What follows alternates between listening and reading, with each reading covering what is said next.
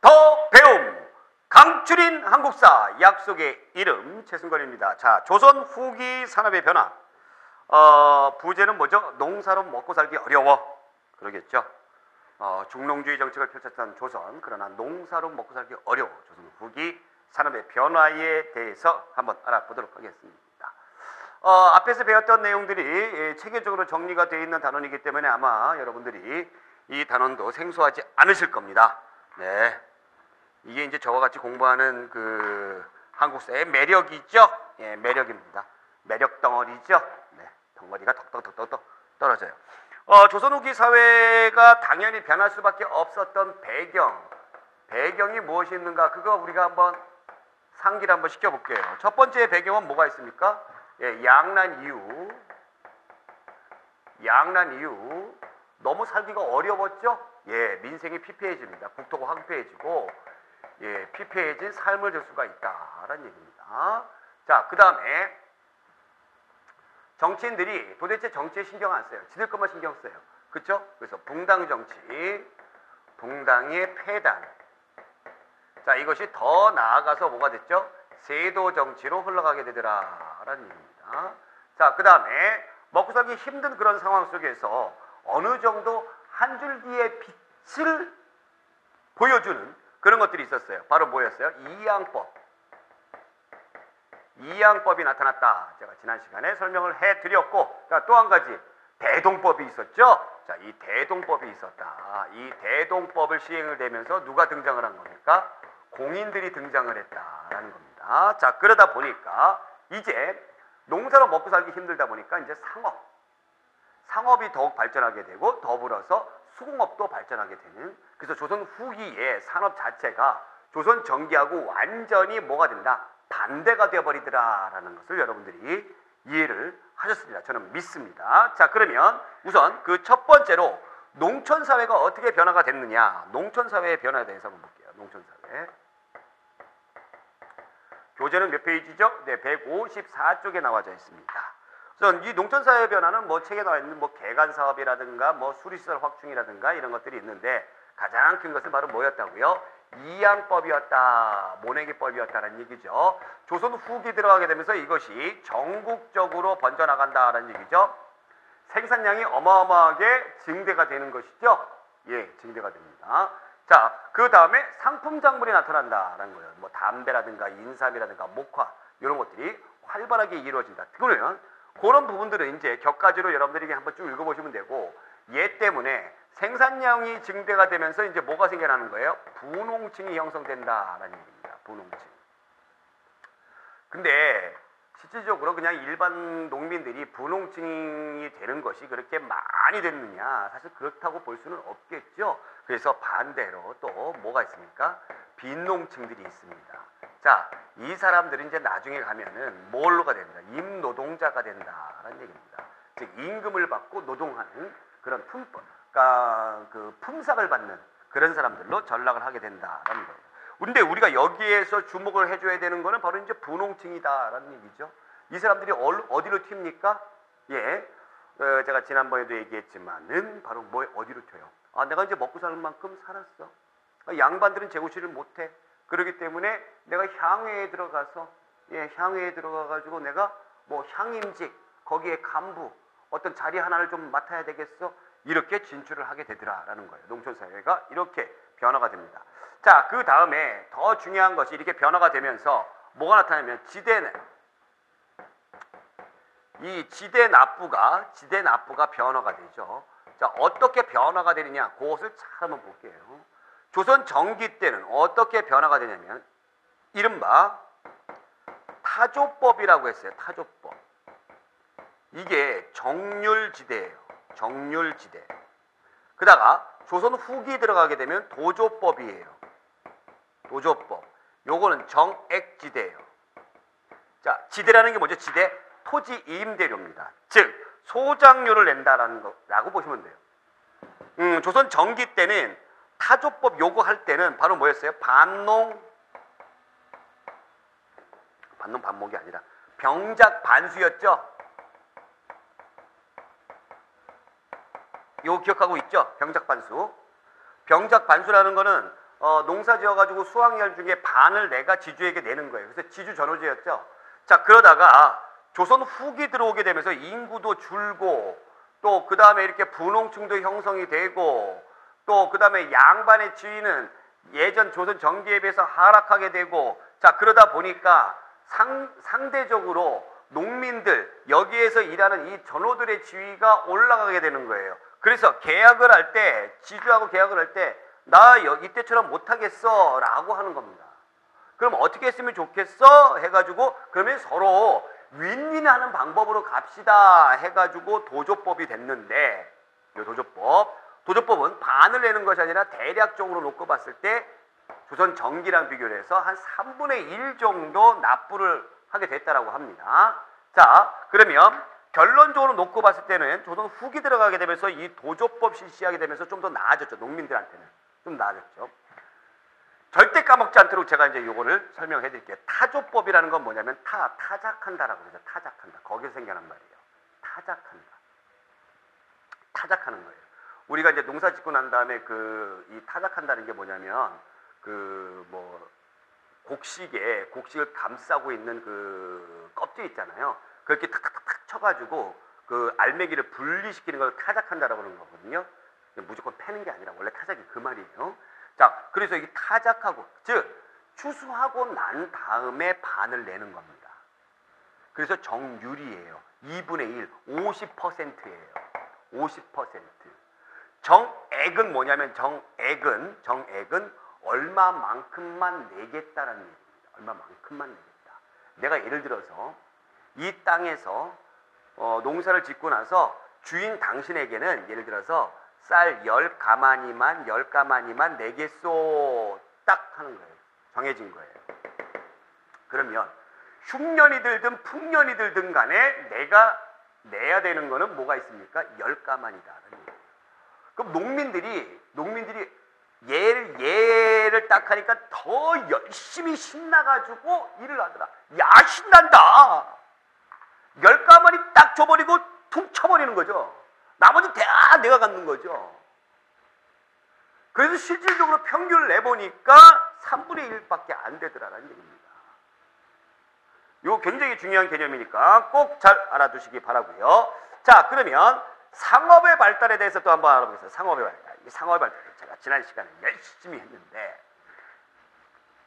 상업은 또 어떻게 해서 발달하게 됐느냐. 상업을 못하게 했는데, 그쵸? 네, 못하게 했는데 어떻게 또 발달하게 됐느냐.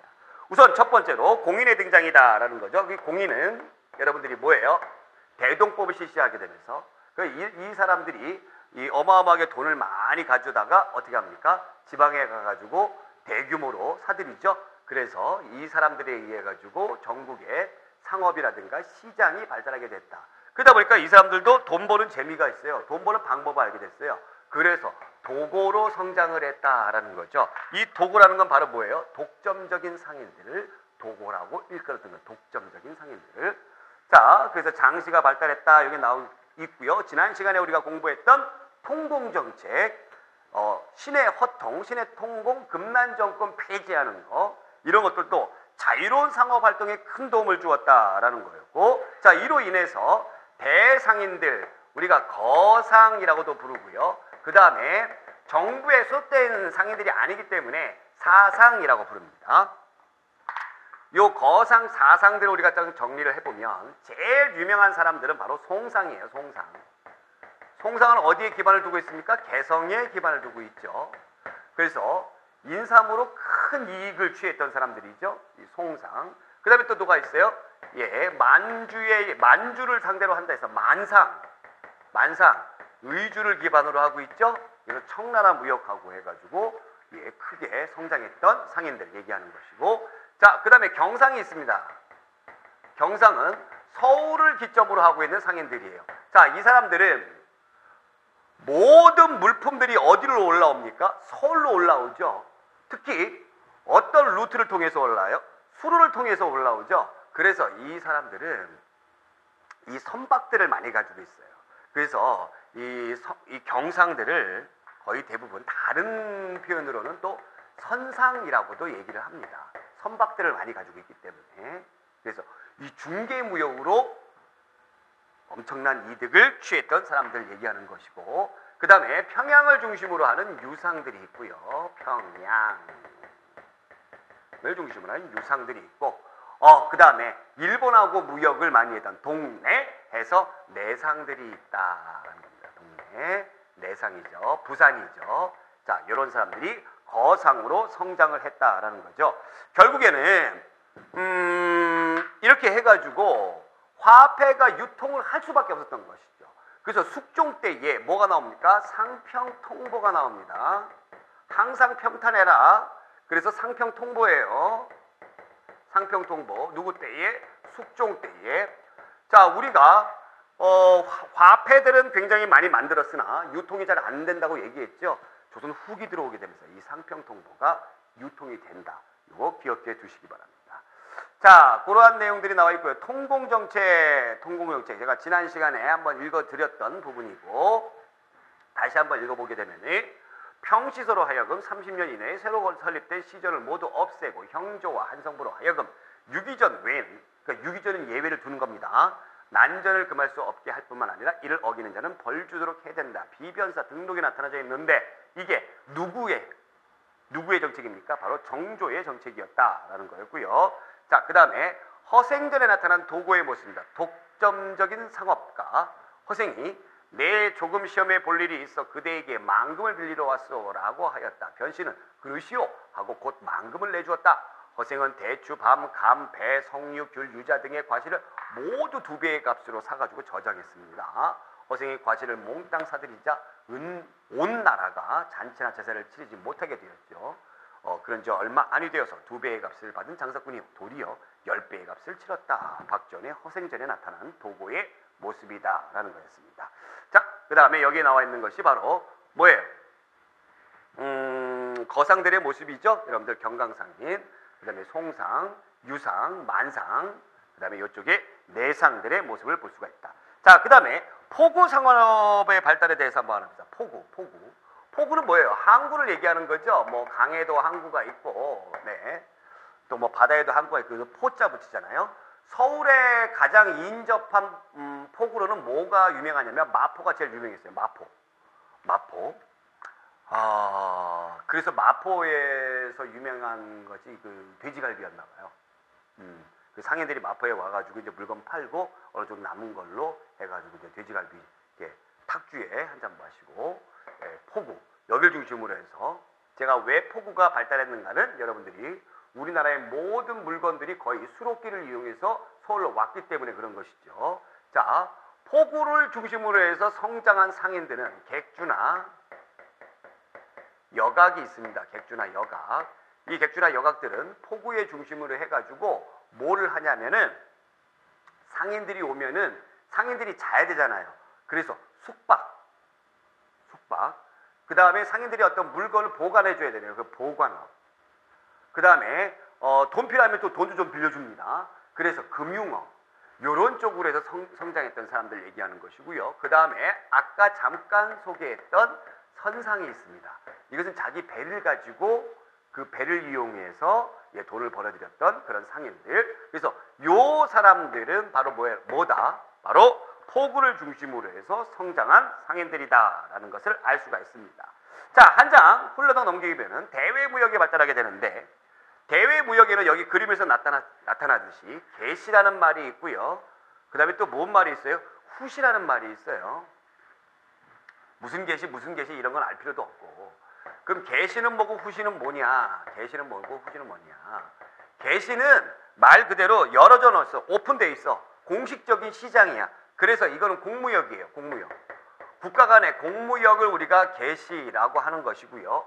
후시는 뒤에서 해. 뒤에서. 그래서 개인적인 그 개개인별로 하는 사무역을 우리가 후시라고 한다라는 거였습니다. 자, 그러면 이제 지도를 놓고 보면서 계시와 후시의 개념을 우리가 이제 알 수 있었고, 자, 여러분들 그러면 일본하고 열심히 그 장사를 하는 데 있어서 성장했던 사람 바로 이 내상이죠. 그 요쪽에 만상 같은 경우는 뭐 계시에도 개입돼 있고 후시에도 개입돼 있다라는 그런 내용을 볼 수가 있겠죠. 그래서 그러한 내용들을 우리가 알 수가 있고, 전천후 계시와 후시 청나라든 일본이든 개시와 후시를 했던 전천후 상인들은 누구냐면은 바로 송상이에요. 개성상인들이에요. 네. 인삼이라는 굉장히 특화된 상품을 얘네들이 다루고 있었기 때문에 그러지 않나라는 그런 생각이 들어요. 여러분들 혹시 누구 뭐 만나다가 좀 심심하다, 좀 일찍 약속 장소에 도착을 했어요. 갈 데가 없어요. 그러면 근처에 서점이 있으면 서점을 한번 가보세요. 가셔가지고 여기 보시면은 이 개성상인과 관련된 상법에 대해서 나온 책들이 아마 있을 겁니다. 그런 거 이렇게 쭈그리고 앉아가지고 이렇게 보시기 바랍니다. 자, 그 다음에 수공업과 광업의 발달. 이 수공업과 광업도 역시 발전을 하죠. 네, 발전하죠. 이 농업 가지고는 먹고 살기 힘드니까. 그러면 여러분들이 수공업은 우리가 맨 처음에는 관영수공업, 뭐 고려 전기 때도 그랬고 국가가 수공업을 관장했습니다. 그래서 고려 전기 때는 소수공업이라고 불렀어요.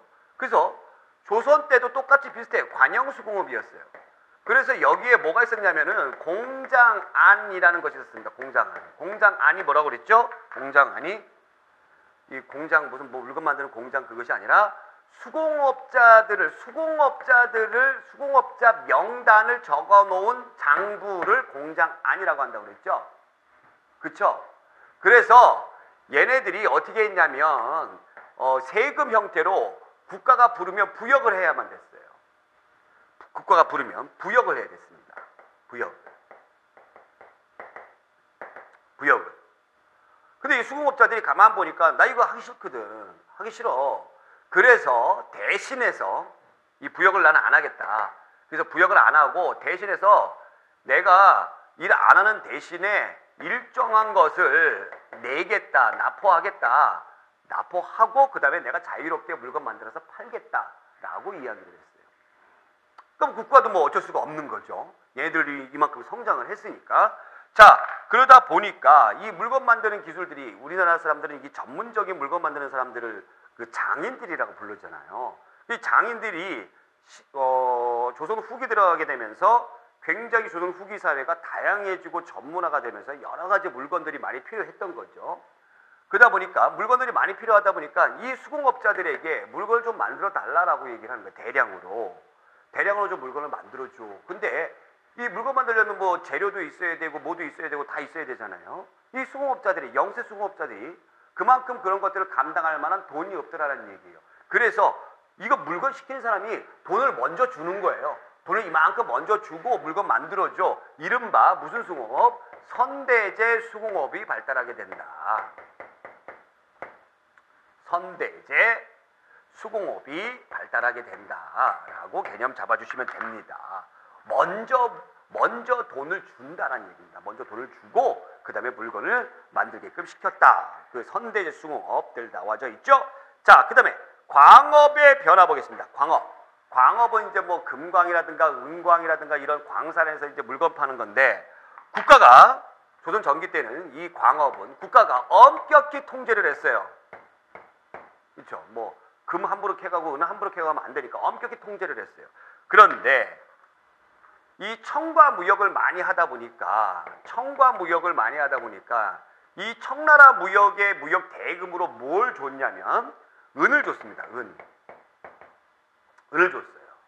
그러다 보니까 은 수요가 증가를 하게 되더라. 이것이 원인이 되어버리는 거예요. 은 수요가 증가를 하더라. 은 수요가. 예. 청나라는 말이에요. 은이 굉장히 많았던 나라이기도 해요. 우리나라한테도 은을 많이 받았고요. 또 그 다음에 주변 국가한테도 은을 좀 많이 받았습니다. 그러면서 나중에 가게 되면은 이 영국하고 아편 전쟁을 하면서 그 아편의 대가로 은을 많이 주죠. 영국 애들한테. 그래서 나중에 가면은 이 은이 청나라에 없어지게 되고 그렇게 된다라는 거. 이 은 꼭 기억해 두세요. 그래서 우리는 이제 은을 청나라한테 그 무역의 대가로 줬던 것이죠. 은 수요가 증가하는 거예요. 자, 그러다 보니까 정부가 맨 처음에 거기에 정부에 소속된 인력만으로 광산을 캐기에는 한계가 있더라라는 얘기죠. 또 한 가지, 이 당시의 정부가 지방 통제력을 굉장히 이렇게 장악을 했습니까? 통제력을 잃었습니까? 잃어버렸죠.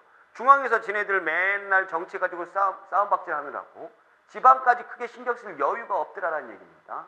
자, 그러다 보니까 뭐가 나타나게 되냐면은 잠체가 성행하게 됩니다. 잠체라는 거는 뭐냐면 몰래 채굴하는 거예요. 광산에서 몰래 캐는 잠체가 성행하게 되는 거예요. 자, 이것이 너무 많아지다 보니까 단속하기도 힘들어요. 그래서 법적으로 그냥 아예 허용을 해버립니다. 허용을 해요. 오픈해버려요. 그래, 너네 광산 채굴 하거라. 대신 너희들 나한테 와가지고 신고하고 그만큼 또 세금도 내야 되지 않겠니? 라고 했던 거예요. 그러면서 광업이 엄청나게 민간인들 사이에서 불을 붙듯이 활성화가 되기 시작한 거죠. 자, 그러다 보니까 이 은이라든가 이런 광산에서 쏟아져 나오는 광물들을 돈을 많이 가지고 있는 자본가들을 어떻게 하고 싶은 거예요? 이런 것들을 딱 해가지고 비싼 가격에 팔고 싶은 거죠. 근데 광산 경영에는 무지야. 잘 몰라. 그래서 전문 광산 경영업자를 내가 큰 돈을 주고 스카웃을 하는 겁니다. 스카웃을 해요. 뭐 예를 들어서 연봉 1억 딱 전문 광산업자 딱 경영인 그 사람을 딱 해가지고 1억을 줄 테니 내가 이 광산을 샀으니까 이 광산을 경영해 주시오 라고 이야기를 하는 거예요. 그래서 그러한 전문 광산 경영인을 뭐라고 부르냐면 덕대라고 불러요. 덕대라고 불렸어요. 아마도 이 광산 경영이다 보니까 수많은 광부들을 겸일하다 보니까 좀 이 떡대가 좋지 않았을까? 그래서 덕대라고 이름을 붙여줍니다. 그래서 덕대라는 전문 광산 경영인이 물주를 이 돈을 먼저 받아가지고 어떻게 합니까? 광산을 경영했다라고 여기 나와져 있습니다. 덕대 꼭 기억해 두시기 바랍니다. 자, 그렇다면 광업의 발달에 대해서 한번 알아보겠습니다. 황해도 관찰사의 보고에 따르면 수 안에는 본래 금광이 5곳이 있었다. 금년 여름 새로이 39개소의 금혈을 받는데 550여 명의 광꾼이 모여들었다. 도내의 무례배들이 농사를 짓지 않고 다투어 모여들 뿐만 아니라 다른 지방에서 이익을 쫓는 무리들도 소문을 듣고 몰려온다. 그리하여 금점 앞에는 700여 채의 초막이 세워졌고 인구도 1500명에 이른다. 가장 왕성하게 점포죠. 점을 설치할 때는 하루아침에 받는 세금이 수천냥에 이른다. 즉 광업의 발달과 관련된 지문이다. 이런 지문이 나오면 요 시기는 언제예요? 조선 후기를 말한다라고 여러분들이 기억해 두시면 되겠습니다. 자, 그러면 예제를 풀어보도록 합니다. 1번 다음 자료가 등장하는 시기에 나타난 경제적 변화에 대한 설명으로 옳지 않은 것은 이 앙을 하는 것은 3가지 이유다. 김맥이 노력을 더는 것이 첫째요. 두 땅의 힘으로 모 하나를 서로 기르는 것이 둘째며 좋지 않는 것을 솎아내고 싱싱하고 튼튼한 것을 고를 수 있는 것이 넷째다. 이 양 모내기법이죠. 그래서 어떻게 된다? 농업 생산량이 엄청나게 증가한다. 조선 후기 들어가게 되면서 이 모내기법이 전국적으로 번졌다. 이 양법은 언제 들어왔다? 고려 말에 들어왔다. 그래서 고려 말과 조선 초에는 일부 남부 지방에서만 이것을 하였다라고 꼭 기억해 두세요. 자, 1번 모내기법이 확산되어 벼와 보리의 이모작이 가능해졌고 노동력이 크게 절감될 수 있었다. 네, 그렇죠. 일부 농민은 인삼, 담배, 채소, 면화 등과 같은 상품 작물을 재배해 높은 수익을 올렸다. 일부 농민들, 그렇죠. 상품 작물이죠. 이런 것들. 지주에 대한 지대 납부 방식이 타조법에서 도조법으로 바뀌어갔다. 네, 맞습니다. 정률에서 정액지대로. 4번 수공업자에서 자금과 원재재를 미리 받아 제품을 만드는 선대제가 활발해졌다. 네, 맞는 얘기죠. 5번 교환경제의 발전은 해동통보를 비롯한 여러 화폐의 사용 확산시켰다. 해동통보는 고려시대 때 주조된 화폐죠. 뭐라고 해야 된답니까? 상평통보라고 해줘야 됩니다. 상평통보. 그래서 우리가 정답은 몇 번? 5번 정답. 2번 다음 상황이 전개된 시기에 볼 수 있었던 모습으로 옳은 것은 사행이 책무를 출입할 때, 사행이라는 건 이제 사은사들 얘기하는 거예요. 사은사. 사신이에요. 사신인데 이 중국의 사신으로 파견되는 이 사신단들을 사은사라고 불렸어요. 중국의 은혜에, 황제국의 은혜에 감사를 전하러 가는 사절이다 해가지고 사은사라고 불렸어요. 책문을 출입할 때 의주상인과 개성상인 등이 은삼을 몰래 가지고 인부나 마필 속에 섞여 들어 물종을 팔아 이익을 꾀야 했다. 되돌아올 때는 걸음을 일부러 늦추어 사신을 먼저 책문으로 가게 하여 거릴 것 없이 한 뒤에 저희 마음대로 매매하고 돌아오는 것을 책문 후시라고 한다. 예. 후시의 정의에 대해서 잘 설명을 했습니다. 옳은 것 1번 직전법의 실시에 관리, 직전법 실시에 반발하는 관리. 이거 언제예요? 세조 때죠. 세조 때. 주자조에서 개미자를 주저하는 장인. 이거 언제입니까? 태종 때죠. 태종. 우리가 이거 다시 한번 정리해 보면은 개미자하고 그 다음에 세종 때 나오는 뭐가 있었죠? 갑인자가 있었죠. 둘 중에 어떤 게 갑이라고요? 갑인자가 갑이에요. 네. 왜냐하면 거기 밀라법을 사용하지 않았기 때문에 그랬다. 기억하시죠? 전민 변정도감 설치 소식에 기뻐하는 노비. 이건 언제입니까? 공민왕 때죠. 고려 말기에 공민왕 때 공가를 받아 물품을 구입해 관청에 납부하는 공인. 고려 후기이죠? 네, 고려 후기야. 조선 후기죠? 그래서 정답은 몇 번? 정답은 4번이 되겠습니다. 자, 이렇게 해서 조선 후기 때의 산업의 변화에 대해서 우리가 알아봤습니다. 뭐 까다로운 내용들이 있습니다만 여러분들 몇 가지 우리가 좀 주의 깊게 공부를 저와 같이 잘 하셨더라면 여러분들 이 어려운 부분들도 다른 놈들은 어려워서 머리를 쥐어뜯을 때 우리는 아주 쉽게 문제를 풀 수 있다. 그렇죠? 네, 자신감 가지시고요. 네, 다음 시간에 신분제의 동요, 그 다음에 향촌질서 변화, 조선 후기 어떻게 되는지 이제 여러분들 뻔한 내용이 나옵니다. 여러분들이 기존에 가지고 있는 배경 지식이 아마 큰 도움 될 거예요. 자, 오늘 여기까지. 고맙습니다.